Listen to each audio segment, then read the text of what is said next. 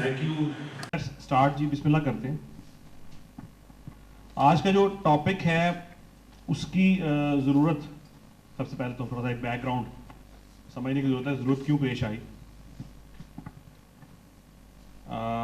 I would like to thank our member CPT committee Ahmed Jabbar sahab and current chairman Usman Ghani sir for pushing me when our CPT committee started।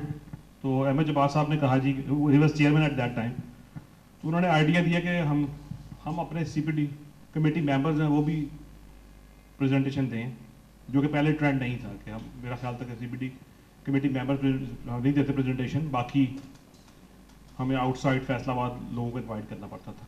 So they both encouraged me. So topic मेरे ज़हन में पहले से था when I joined and attended ICAP Directors Training Program। हम में से काफ़ी लोगों ने किया हुआ है, हमारे सकलैन साहब हैं, इमरान सरवर साहब हैं। So there I realized वहाँ पे इंट्रैक्शन थी काफ़ी लोगों के साथ, जो फैसलाबाद से भी थे, बाकी शहरों से भी थे, लिस्टेड सेक्टर से भी थे, नॉन लिस्टेड सेक्टर भी थे। तो वहाँ मुझे रियलाइज़ हुआ कि फैसलाबाद में क्या चीज़ लैकिंग कर रही है। ये टॉपिक स्पेशली फैसलाबाद के लिए भी है, बाकी सिटीज़ के लिए भी है जहाँ पे नॉन लिस्टेड सेक्टर हैं, प्राइवेट कंपनीज हैं, चाहे वो AOP है, इंडिविजुअल है, चाहे वो प्राइवेट लिमिटेड कंपनी है, सिंगल मेंबर कंपनी है, सबके लिए रेलिवेंट है। देयर आई रियलाइज्ड कि वहाँ पे नॉन लिस्टेड कंपनीज के बोर्ड ऑफ डायरेक्टर्स मेंबर्स आए हुए थे ट्रेनिंग लेने के लिए, just for their learning and grooming. कोई लीगल रिक्वायरमेंट नहीं है उनकी। और हमारे फैसलाबाद से लिस्टेड कंपनीज के डायरेक्टर आए हुए थे और वो बड़ी मुश्किल से बैठे हुए थे कि यार बस किसी तरीके से 5 दिन हमारे पूरे हो जाएं, हम एक लीगल फॉर्मेलिटी पूरी कर लें। तो उन कंपनीज को अगर हम कहा जाए तो उनको मैं कहता था फैमिली लिस्टेड कंपनीज कि 90% शेयर होल्डिंग फैमिली के पास है और 10% पब्लिक के पास है। तो ये कल्चर ऑलरेडी हमारी entry. So this is the background के, अच्छा इसमें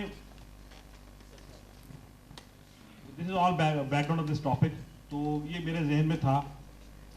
Initially it was planned when I was not member of CPT committee, it was planned कि हम इसको करेंगे arrange। उस्मान साहब ने कहा था कि हम करेंगे, पर हम वहाँ नहीं कर सके। इंशाल्लाह नेक्स्ट स्टेप कभी किसी और प्लेटफॉर्म पे करना पड़ा। स्पेशली प्लान तो ये है कि इस टॉपिक को chamber of commerce, associations, business community के लोगों के लिए स्पेशली टॉपिक है। प्रैक्टिकली जो all people know, professional accountant सारे बैठे हैं कि जो थ्योरी है वो क्या है उसका वो पता है, बट मेन थिंग इज कि हमने फैसलाबाद में और पाकिस्तान के प्राइवेट सेक्टर में गुड कॉर्पोरेट गवर्नेंस प्रैक्टिसेस को कैसे इम्प्लीमेंट करना है। This the basic issue.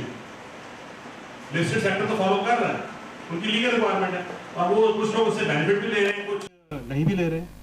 कुछ पब्लिक कंपनीज हैं लाइक सदाकत लिमिटेड जो इन प्रैक्टिसेस को फॉलो कर रहे हैं, चाहे वो कॉर्पोरेट सोशल रिस्पॉन्सिबिलिटी है, चाहे वो एनुअल रिपोर्ट्स पब्लिश करवाने की प्रैक्टिस है और वो बेस्ट कॉर्पोरेट रिपोर्ट्स का अवार्ड भी विन करते हैं, तो वो लोग उसके ऊपर इन्वेस्ट कर रहे हैं, लेकिन मेजॉरिटी नहीं कर रहे। तो ये इसमें से कोई भी चीज़ मैंडेटरी नहीं है जो हम आज डिस्कस करेंगे। These are the best practices कि किस तरह हम अपनी कॉर्पोरेट गवर्नेंस प्रैक्टिसेस को अडॉप्ट करके इफेक्टिवली, ताकि उसका बेनिफिट हो सके for 3 purposes. There are 3 purposes: profitability, growth and sustainability. कि हमने अपने बिजनेस को प्रॉफिटेबल कैसे बनाना है, उसकी ग्रोथ की तरफ कैसे लेके जाना है और सस्टेनेबल कैसे बनाना है। अनफॉर्चुनेटली हमारे बिजनेसेस प्रॉफिटेबल तो हैं, ग्रो भी करते हैं, पर सस्टेनेबल मॉडल्स नहीं है।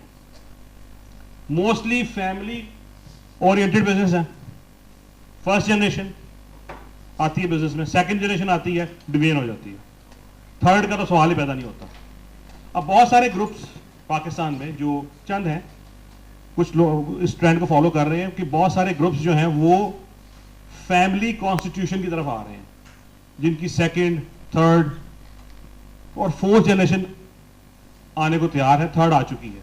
उसमें कादरी ग्रुप एक नाम है, टपाल है और बड़े बड़े नाम है जो फैमिली कॉन्स्टिट्यूशन को फॉलो कर रहे हैं और ये बहुत अच्छी प्रैक्टिस है। बीइंग प्रोफेशनल अकाउंटेंट हमें इस चीज़ को इनकरेज करना चाहिए अपने क्लाइंट्स में, ताकि वो अपने बिजनेस को सस्टेनेबल बना सकें और उनकी सेकेंड जनरेशन में डिवीजन ना हो, थर्ड में भी ना हो, चले लॉन्ग टर्म। ऐसी मिसालें पाकिस्तान में हमें नहीं मिलती। आपके सामने बहुत बड़े बड़े ग्रुप्स आपके सामने आपके नॉलेज में है, जो जहाँ पे डिवीजन हो गई, ग्रुप खत्म हो गए और दोबारा वो स्मॉल स्केल पे आ गया, दोबारा से अपनी ग्रोथ का स्टार्ट ले रहे हैं। लेट्स स्टार्ट जी। तो ये जी हो रही, तो आपने माइक मुझसे ले लेना ताकि आपकी आवाज़ रिकॉर्डिंग में जाए। और जहां भी आपको चीज़ें उस्मान साहब ने अभी दरमियान में इंटरप्ट किया, आप लाजमी करें, क्योंकि इंटरेक्ट उसके बगैर हमारे यहाँ तो सेक्शन इंटरेक्टिव नहीं होगा तो इस सिटिंग का फायदा कोई नहीं, अदरवाइज वो that can be like a seminar. अच्छा, फैमिली कॉन्स्टिट्यूशन का जो आइडिया है वो हमारे एक चार्टर्ड अकाउंटेंट हैं सीनियर, फैसलाबाद में उनका एक दो सेमिनार भी करवाया था फिफा प्लेटफॉर्म पे, अहमद सलीम साहब। परफॉर्मेंस मैनेजमेंट उनका टॉपिक है, उनकी स्पेशलाइजेशन फिफा में भी हुआ, आईसीए में भी हुआ, आईकैप में भी वो आ चुके हैं एक दफ़ा। तो उन्होंने एक बार जिक्र किया कि ये एक फैमिली कॉन्स्टिट्यूशन का कॉन्सेप्ट दिया उन्होंने, एक कादरी ग्रुप है, टपाल है। तो family constitution basically is a document, इसको दुनिया में काम हो रहा है। जिस तरह हिंदू अनडिवाइडेड फैमिलीज होती हैं कि हिंदू अनडिवाइडेड फैमिलीज में एक करता होता है और वो पूरी फैमिली को लेके चल रहा होता है। कॉन्सेप्ट वो तो खैर एक फैमिली है ना, लेकिन ये एक बिजनेस है कि हमने किस तरह एक बिजनेस को सस्टेनेबल बनाना है। एक हमारे लिए एक बाइबल है, एक लॉ है जिसको पूरी फैमिली ने फॉलो करना है। दादा, उसके आगे 3 बच्चे हैं, आगे उनके बच्चे हैं, उनकी बीवियां हैं, उनकी बेटियां हैं, किस तरह उसको हमने लेके चलना है उस ग्रुप को, कि वो ग्रुप एक कॉर्पोरेट कल्चर आ जाए उसकी उस कंपनी के अंदर, और जो रोल्स एंड रिस्पॉन्सिबिलिटीज हैं वो आपस में डिफाइंड हो। तो बेसिकली फैमिली कॉन्स्टिट्यूशन का यहाँ पे अभी हमारे कुछ स्लाइड में ऐड नहीं है, लेकिन family constitution is a move towards effective corporate governance in private sector. ये कॉन्सेप्ट है जो मैंने अभी शेयर किया आपसे। अच्छा जी, just to go through basic कि हम बात करते हैं जी कॉर्पोरेट गवर्नेंस। सबसे पहले चाहिए जी गवर्नेंस क्या है। कॉर्पोरेट तो बाद में है कि गवर्नेंस क्या है। तो गवर्नेंस इज एक्शन और manner of governing a state of organization, चाहे वो स्टेट है, गवर्नमेंट ऑफ पाकिस्तान है, गवर्नमेंट ऑफ पंजाब है, लोकल गवर्नमेंट है, या कोई ऑर्गेनाइजेशन है, प्राइवेट सेक्टर है। उसको गवर्न करने के लिए, उसको चलाने के लिए जो एक्शंस लिए जाएंगे, that is called governance. And we always talk about good governance. क्योंकि गुड गवर्नेंस नहीं है, चाहे वो फेडरल लेवल पे है, चाहे वो प्रोविंशियल लेवल पे है, चाहे वो लोकल लेवल पे है, अनफॉर्चुनेटली हमारे यहाँ प्राइवेट सेक्टर में भी नहीं है। From top to bottom we are lacking good governance. हमारे लिए एक सेपरेट टॉपिक है, तो हम तो बात कर रहे हैं प्राइवेट इदारों की। अच्छा जी, what is corporation? You all know that the corporation is a legal entity जिसमें ओनर और मैनेजमेंट सेपरेट होती है। हम शुरू से पढ़ते आ रहे हैं, जिसमें मैनेजमेंट स्टीवरशिप का कॉन्सेप्ट है कि management, board and stakeholders, they are all 3 different parties. Sole proprietor में ये कॉन्सेप्ट अप्लाई नहीं होता, पार्टनरशिप में नहीं अप्लाई होता, प्राइवेट लिमिटेड कंपनी में हम अप्लाई कर सकते हैं, सिंगल मेंबर कंपनी में भी शायद अप्लाई ना कर सके, तो वहां क्या बोर्ड होगा। अच्छा, कॉर्पोरेट गवर्नेंस क्या है बेसिकली? सो कॉर्पोरेट गवर्नेंस की जिन लोगों ने डायरेक्टर ट्रेनिंग प्रोग्राम अटेंड किया है, आप बेहतर समझते होंगे कि कॉर्पोरेट गवर्नेंस की बहुत सारी definition, there are many definition. आप सर्च करेंगे गूगल पे, आपको इतनी डेफिनेशन मिलेंगे, आप कंफ्यूज होंगे क्या है। तो ये this is a basic definition, system by which business corporations are directed and controlled. उनको डायरेक्शन देनी है और कंट्रोल करना है कि उस डायरेक्शन के अकॉर्डिंगली काम हो रहा है। This is the basic definition. अच्छा, अनदर डेफिनेशन पहले हमने पढ़ी कि system by which business corporations are directed and controlled. Other definition, goals, principles, framework, and which regulate interaction between managerial bodies and company stakeholders. Goals, principles, and framework which regulate the interaction between managerial bodies and stakeholders. And what are managerial bodies and what are stakeholders, we shall discuss later in next slides. इससे पहले हम एक video देख लेते हैं, अगर आप देखना चाहें. मेरा ख्याल है तो जरा वीडियो से थोड़ा सा बोरियत कम हो जाती है. आप please. What is corporate governance? Well, it's not rocket surgery. It's what you can do to keep your organisation off the front page of the newspaper. There are various definitions. According to the ASX Corporate Governance Council, corporate governance is the system of rules, relationships and practices that determine the direction and control of an organisation. And according to OECD, corporate governance is a key element in improving economic efficiency and growth, as well as enhancing investor confidence. But in practical terms, governance means the system by which an organisation is controlled and operates, and the mechanisms by which it and its people are held to account. The word governance comes from Latin, meaning helmsman or captain of the ship. The board is principally responsible for ensuring the corporate bodies discharge their responsibilities to stakeholders. It defines the relationships between directors, management, shareholders, and the stakeholders. Authority cascades down from the board to the CEO and the executive management team and throughout the organisation. For a good governance practice, there are 4 essential elements: transparency, accountability, stewardship, and integrity. There is no single model of corporate governance and no one-size-fits-all approach. Good corporate governance is about working out the practices to make and carry out corporate decisions, and also monitor the decisions and the organisation's performance. It is not just about ticking a series of boxes to meet the regulatory requirements or getting tied up in red tape or bureaucracy. Professionals involved in this important area need to keep up to date with changes in legislation and regulation, market practice and expectations. Governance Institute of Australia is the only independent professional association with a sole focus on whole of organisation governance, helping to generate a best practice culture and ethics from the boardroom and beyond. You can find out more about governance at governanceinstitute.com.au. Thank you. Please go. One slide show. Let's start.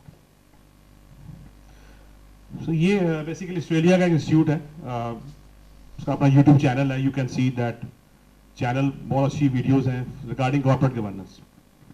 अच्छा जी, ये video हमने देखी तो basically यहाँ बात हो रही है गोल्स की, फ्रेमवर्क की और प्रिंसिपल्स की for interaction between stakeholders, shareholders, management and board.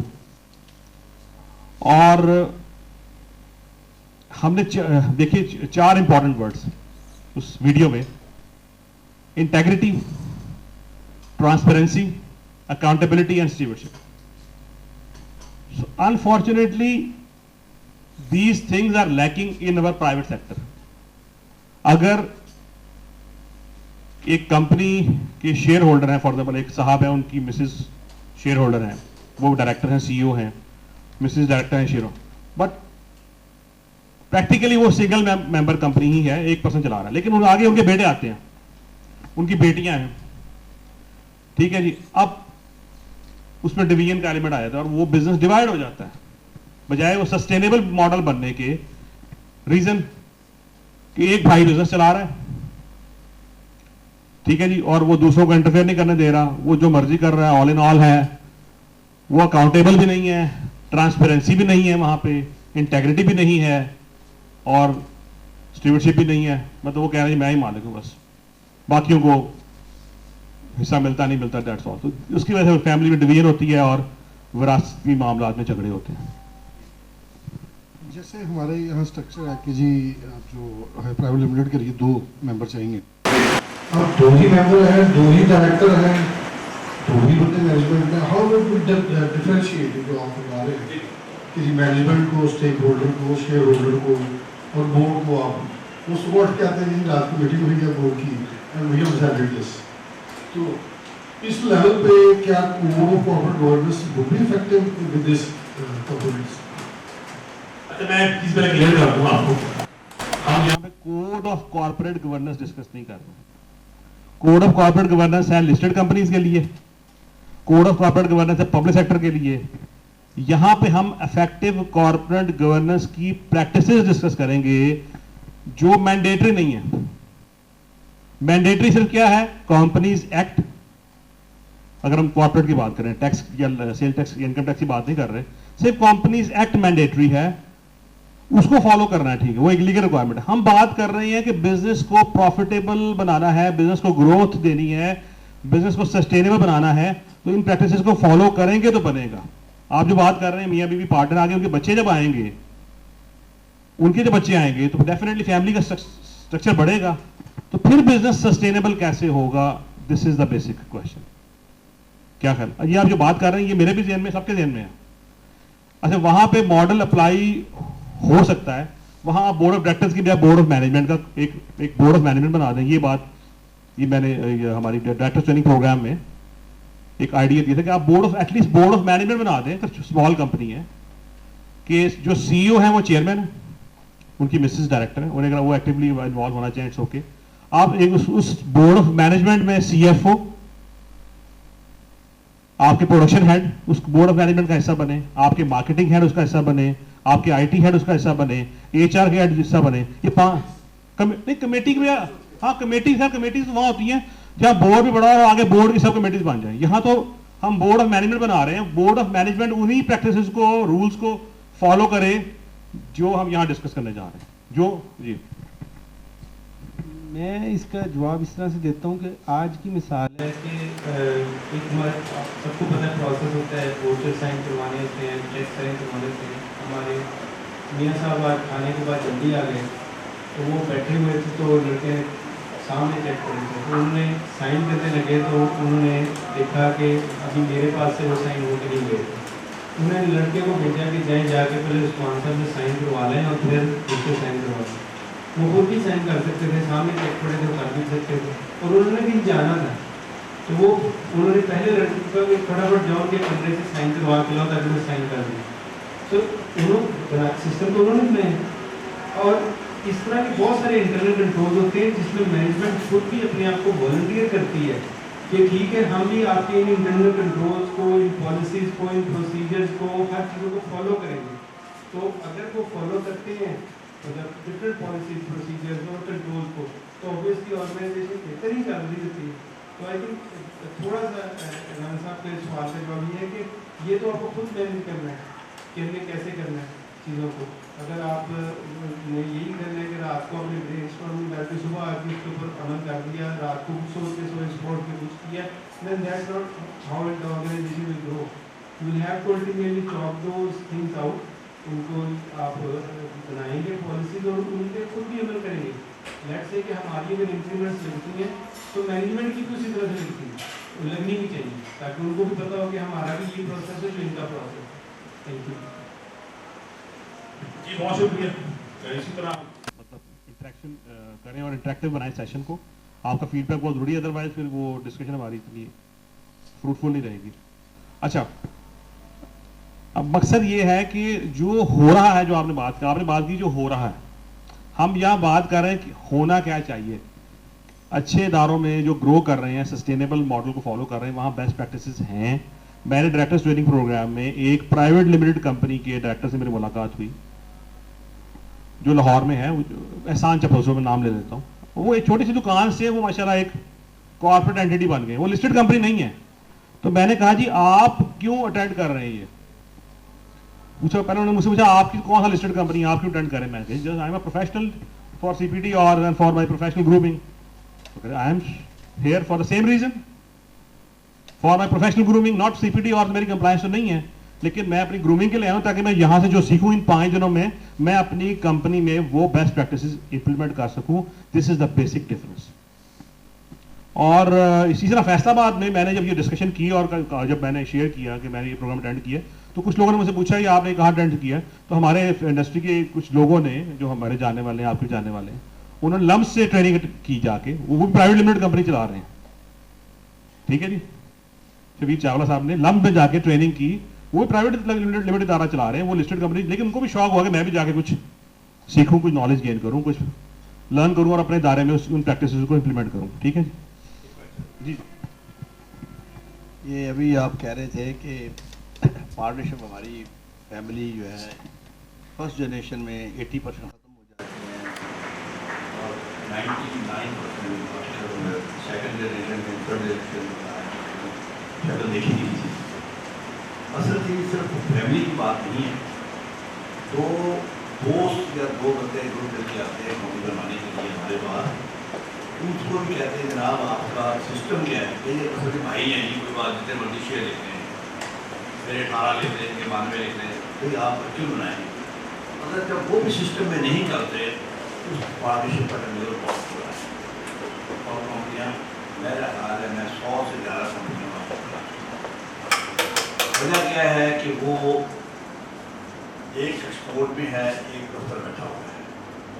Export वाला बंदा उसका कम है इन्वेस्टमेंट और उसकी ज़्यादा है, चला रहा है क्योंकि वो स्मार्ट आदमी है, ऑर्डर लेके आता है और कंपनी चलती है मार्केटिंग। अब उनका सिस्टम कोई नहीं है कि कितना खर्च करना है। 1 साल 2 साल 3 साल तक कंपनी प्रॉफिट दे रही होती है, वो बर्दाश्त कर रहे होते हैं। उसके बाद कंपनी बराबर में आती है, उनके खर्चे जो है उसकी आदत बड़ी होती है, वो बर्दाश्त नहीं होती। पहले दिन ये हिसाब में बनाते कि आपने बाहर जाना है, आपको $200 $250 पर डे अलाउ है, आप 5 स्टार में ठहरें, 4 स्टार में ठहरें, ढाबे में ठहरें, आपके ये खर्चे आपका अलाउ है, वो नहीं बनाएंगे। आप बेइज्जती समझते नहीं जी, नहीं हम दोस्त हैं भाई। जब तक आप पार्टनरशिप में भी सिस्टम नहीं बनाएंगे, नहीं लिखेंगे, वो पार्टनरशिप जो है पार्टनरशिप अगर दोस्तों के अंदर भी है उसका टर्नओवर बहुत हो रहा है। यही फैमिली वाली में होता है, बड़ा भाई खर्च कर रहा है, छोटा भाई बर्दाश्त कर रहा है, नंबर 3 नंबर 4 बर्दाश्त, तो बर्दाश्त करने की हिम्मत होती है। 1 साल 2 साल जब वो बड़ा हो जाता है, घर इकट्ठे होते हैं, कारोबार इकट्ठे होते हैं, जब बीवियाँ देखती हैं वो डिफरेंट फैमिलीज होती हैं, भाइयों में फिर भी जज्बा होता है कुर्बानी का, औरतों में नहीं। वो जनाब शीरा लाना कर देती हैं, अल्टीमेटली इंजाम वही होता है। मेरे लिए जो यहाँ बैठते हैं चार्ट अकाउंटेंट बैठे हैं, नंबर कहता है कि उनको पहले रिक्वेस्ट करें साहब आप कंपनी बना रहे हैं, एक अपना सिस्टम भी बना रहे, मेमोरेंडम आर्टिकल एक स्टीरियोटाइप है जो लिखा है 6 लाइनें 12 लाइनें लिखी है, 10 पेज लिखे हैं। इसके अलावा इन हाउस भी हमसे बनवाएं, आप लोग के आपस में पावर्स क्या है, यूपी एलोकेशन क्या है, आपके एक्सपेंस कौन डील करेगा, वो कभी नहीं करेंगे, माइंड कर जाते हैं। एक उनको दूर लेक्चर दें, आप फर्दर जरूर करें। जी थैंक यू, बहुत शुक्रिया। अच्छा भाई, आप बात जो कर रहे थे बेसिकली प्रैक्टिसेस हैं, ये एक पार्टनरशिप भी उनके लिए भी उतनी ही इंपॉर्टेंट है जितनी ये एक प्राइवेट लिमिटेड कंपनी के लिए है। पार्टनर्स 2 या 3 या 4 5 भी हो सकते हैं, इट डजंट मैटर फर्म है, एओपी है या प्राइवेट लिमिटेड कंपनी है, प्रैक्टिसेस ये हैं और इसको फॉलो करना है। और फैमिली कॉन्स्टिट्यूशन एक ऐसा डॉक्यूमेंट है जिसके ऊपर हम अपनी थोड़ी सी रिसर्च करके हम सब लोग एज कंसल्टेंट्स, एज अकाउंटेंट्स, चाहे हम इंडस्ट्री में हैं चाहे प्रैक्टिस में हैं, हम इसके ऊपर ये एक नई सर्विस लाइन हमारे लिए जनरेट हो सकती है। इसका हमें भी फायदा है और इसका इंडस्ट्री को तो बहुत ही फायदा है, ठीक है। और अभी रिसेंटली हमारी डिस्कशन एक क्लाइंट के साथ हुई है मेरी राय साहब की कि उन्होंने जस्ट रियलाइज की कि फैमिली कॉन्स्टिट्यूशन होना चाहिए। मैं कहती शुक्र है कि फैसलाबाद में किसी ने जिक्र किया कि फैमिली कॉन्स्टिट्यूशन होना चाहिए। मैं तो हर एक को जिक्र करता हूँ हर मीटिंग में, हर डिस्कशन में कि इसकी तरफ आएँ, ठीक है जी, थैंक यू। अच्छा जी, अब हम इसको थोड़ा सा ड्रिल डाउन कर रहे हैं डेफिनेशन को। हमने पहले बड़ा जी कि डेफिनेशन के 3 बेसिक एलिमेंट्स हैं कॉर्पोरेट गवर्नेंस के, goals, principles and frameworks, managerial bodies and stakeholders, ठीक है जी। अच्छा, so goals, principles and frameworks, या जल्दी से इसको रैप अप करते हैं। ये आप पता ही है आपको बहरहाल कि internal control policies, internal checks, rules and regulations, managerial policies, objectives of the company, these are basic examples. This includes, not include all these, इसके अलावा और बहुत कुछ हो सकता है। These are basic goals, principles and framework जो इसमें हम इंक्लूड कर सकते हैं। मैनेजरियल बॉडीज में क्या, आपकी board of directors, chief executive, CFO, company secretary, की पोजीशन ऑफ मैनेजमेंट, तो these are all managerial bodies. उसके बाद स्टेक होल्डर्स में मेजर तो आपके शेयर होल्डर्स हैं, क्रेडिटर्स भी हैं, लैंडर्स भी हैं, टैक्सेशन अथॉरिटीज भी हैं, एम्प्लॉइज भी हैं, लोकल कम्युनिटी भी है, गवर्नमेंट भी है, तो these are all stakeholders. So corporate governance practices creates a relationship between BOD, management, shareholders and stakeholders. So this is the basic crux. अच्छा जी, 4 P's of corporate governance, ये एक बड़ा basic concept है कि there are 4 P's, जैसे हम 7 C's of business communication पढ़ते हैं, इसी तरह 4 P's of, या 4 P's of मार्केटिंग भी है, प्रोडक्ट, प्राइस, प्लेस, प्रमोशन। तो ये 4 P's of corporate governance है जी। First is people, second is process, third one is purpose and performance. ये बस बेसिकली कॉन्सेप्ट है कि मैं इसकी डिटेल में नहीं गया, खैर ये बहुत लंबी डिस्कशन है कि पीपल कौन है जो इसमें इस सारे प्रोसेस में इन्वॉल्व हैं, वो इन्वेस्टर्स हैं, सप्लायर्स हैं, एम्प्लॉयज हैं, कस्टमर, लैंडर, कंसल्टेंट्स। पर्पस क्या है, किसी एक पर्पस के लिए काम हो रहा है, उस किसी एक प्रोसेस को हम फॉलो करते हैं, वो दीज आर द प्रोसेसेस। उसके बाद हम अपनी परफॉर्मेंस को मेजर करते हैं, डिफरेंट बेंचमार्क ट्रीटमेंट्स है परफॉर्मेंस को मेजर करने के। ठीक है जी, मैं उसको स्किप कर रहा हूँ क्योंकि हमारा हेडिंग्स बहुत ज़्यादा है आजकल आज की सेटिंग में। नमाज की ब्रेक 5 बजे जी, इंशाल्लाह 10 मिनट बाद ब्रेक करेंगे नमाज की। अच्छा, हम बात करें इफेक्टिव कॉर्पोरेट गवर्नेंस। हमने कॉर्पोरेट का वर्ड डिस्कस कर लिया, गवर्नेंस का वर्ड डिस्कस कर लिया। इफेक्टिव क्या है, जो हमें डिजायर्ड रिजल्ट्स दे। अगर हम कॉर्पोरेट गवर्नेंस प्रैक्टिसेस को फॉलो कर रहे हैं बट हमें डिजायर्ड रिजल्ट्स नहीं मिल रहे, क्यों नहीं मिल रहे?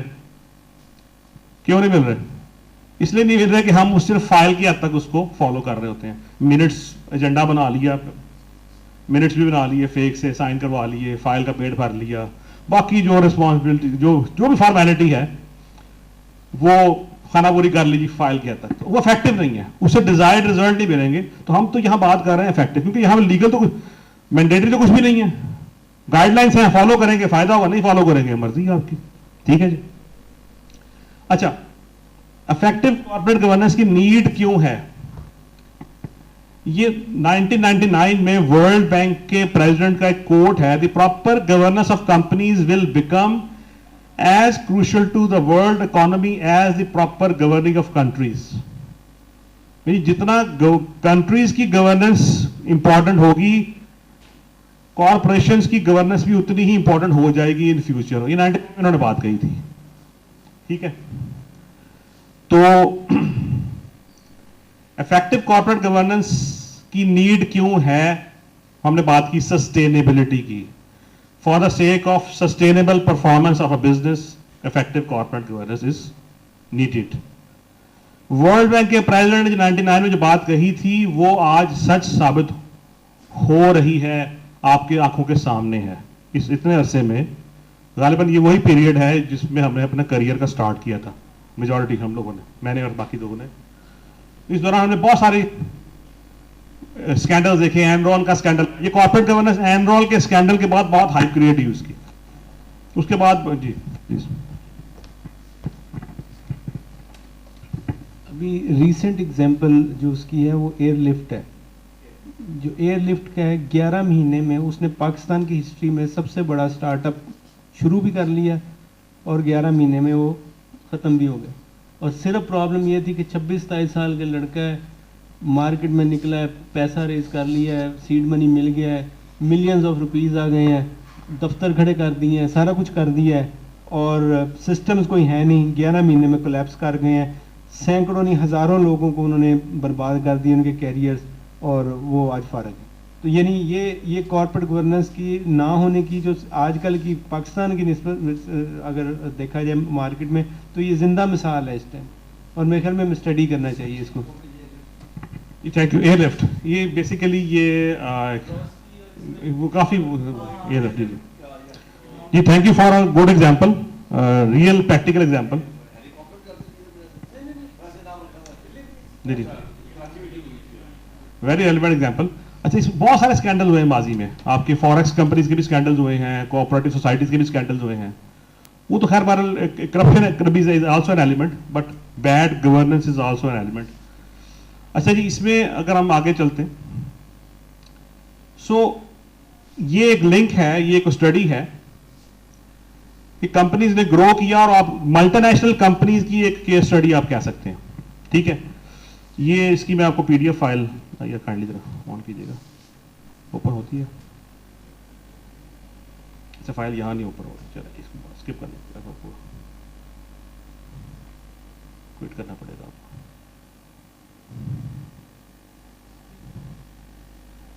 आप प्लीज कर लीजिएगा, थैंक यू। ये कुछ टेक्निकल, अच्छा जी, ये नेक्स्ट, हाँ, इस पीडीएफ को क्लिक कीजिए, पीडीएफ जैसे ये मैंने लिंक किया, ये सारा आपसे सारा मटेरियल आपसे शेयर हो जाएगा।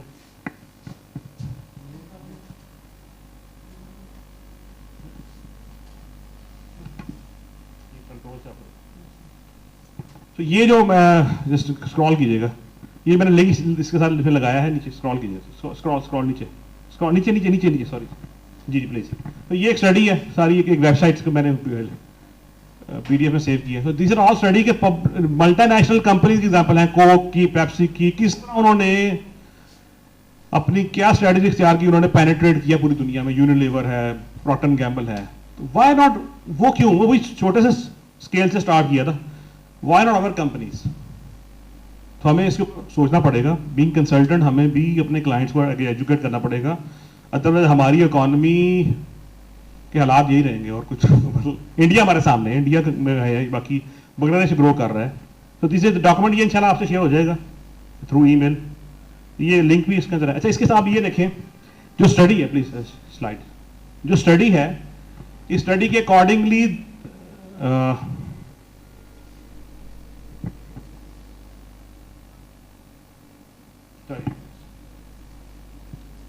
इस स्टडी के अकॉर्डिंगली अगर आप देखें कि 100 लार्जेस्ट इकोनॉमीज में से 52 आर कंपनीज, मतलब वो इकोनॉमी जो है वो कंट्री नहीं है, वो कंपनीज हैं।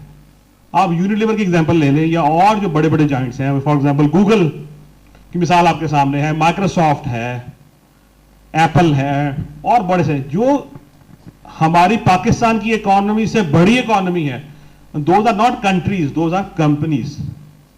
उन्होंने ग्रो किन बेसिस पे, किन प्रिंसिपल्स पे किया, उन्होंने भी स्मॉल स्केल से एक कमरे से स्टार्ट किया मेरा ख्याल। सो 70% world trade is controlled by just 500 companies, just 500 companies, उनकी इतनी वर्थ है। In 2002 almost third world output came from 200 companies. So this is the research. तो अच्छा जी, effective corporate governance helps in operations को, वही बात, प्रॉफिटेबिलिटी के लिए, ग्रोथ के लिए, सस्टेनेबिलिटी के लिए हम डिस्कस कर चुके हैं।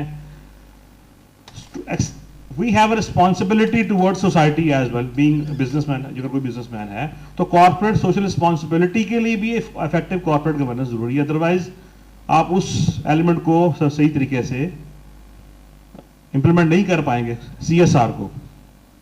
और हमें एक फ्रेमवर्क मिलता है, integrated strategic integrated framework. Strategic means कि जो हमें लॉन्ग टर्म प्लानिंग दे सके कि सारे एलिमेंट्स को किस तरह हमने आपस में इंटीग्रेट करना है कि हम सस्टेनेबल, प्रॉफिटेबल एंड ग्रोथेबल मॉडल की तरफ ले जा सके अपने बिजनेस को। एक और वीडियो है, अगर आप इसको देखें।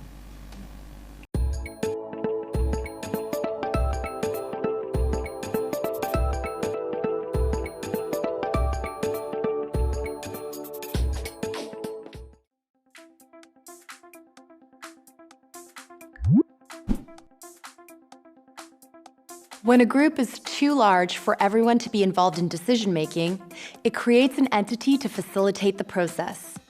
In an association, that entity is the board of directors. Members delegate the bulk of decision-making to the board, who then delegate the implementation of those decisions to staff.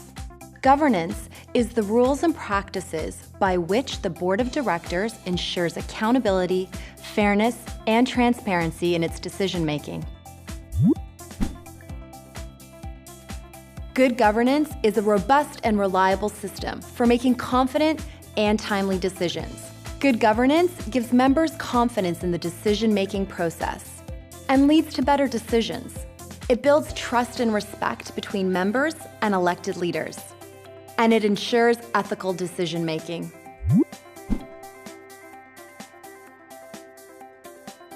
Governance determines who has a voice in making decisions, how those decisions are made, and who is accountable.